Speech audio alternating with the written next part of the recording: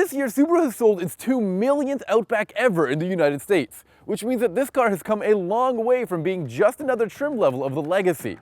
Nowadays, it's in a whole class of its own.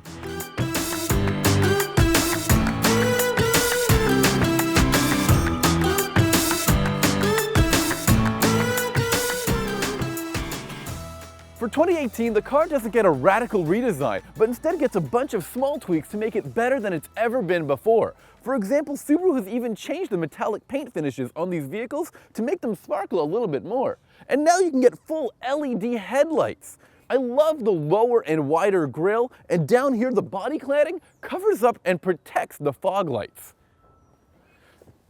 The exterior changes are nice, but the bigger story is on the inside of the vehicle, where Subaru really upped the game. Take a look at this gorgeous tan interior, and I love the stitching on the door panels and the dashboard.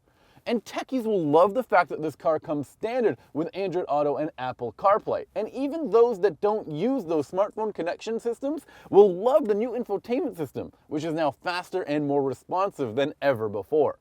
There's also a new steering wheel design plucked straight from the new Crosstrek. It features big buttons that are easy to use. And then there's also the HVAC settings, which display the cabin temperature within the control knobs. That's a wicked touch. The Outback also gets new USB ports to entertain or distract rear seat passengers. And everyone should be happy about the upgraded air conditioning system that's quieter and more powerful than before. You can even recline those rear seats for more comfort.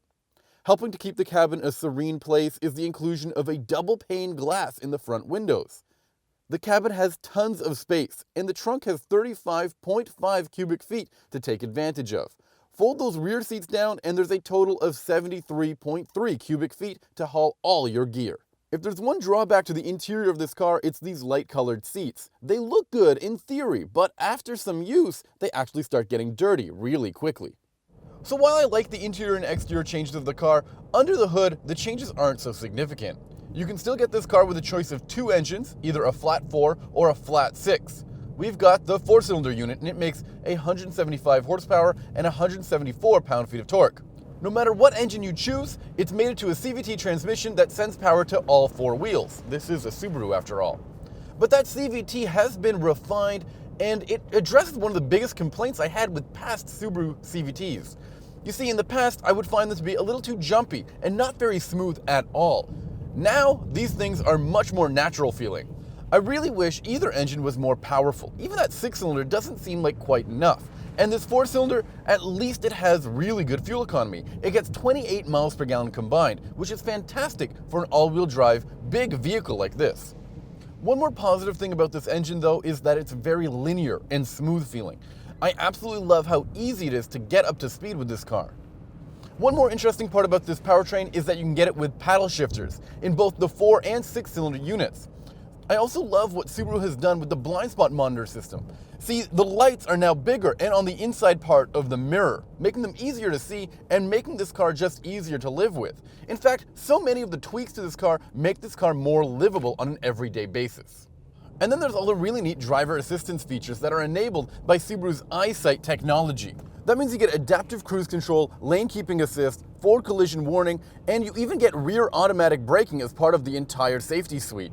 Now, I wish that these features were a little bit smarter in their application. Sometimes the adaptive cruise control triggers a braking when you're not supposed to, and other times the lane keeping assist seems a little too aggressive with the way that it takes control of the steering wheel. But honestly, I think with the price that you pay for this vehicle and the amount of technology you get, it's a pretty fair trade-off. This car just suits the everyday commute really well.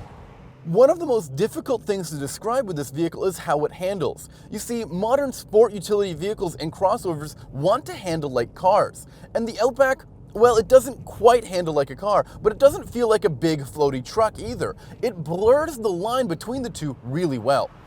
And that means that this car can get over speed bumps or potholes without any worries, but it can also feel really responsive on the road. There is a little bit of body roll, but it's nothing that you wouldn't expect from something this big and this capable.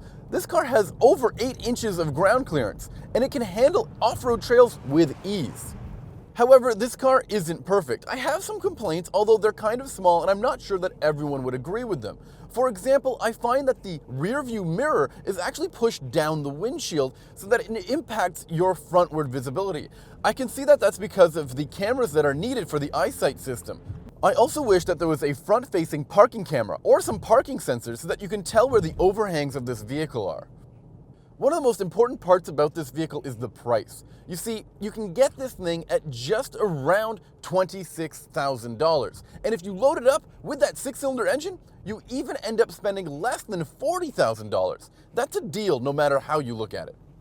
If you would have told me 20 years ago that the Outback would end up being the flagship vehicle of the Subaru lineup, I think you're crazy. But this car is rugged and family friendly, and it's plenty affordable as well. Plus, 2 million buyers can't be wrong.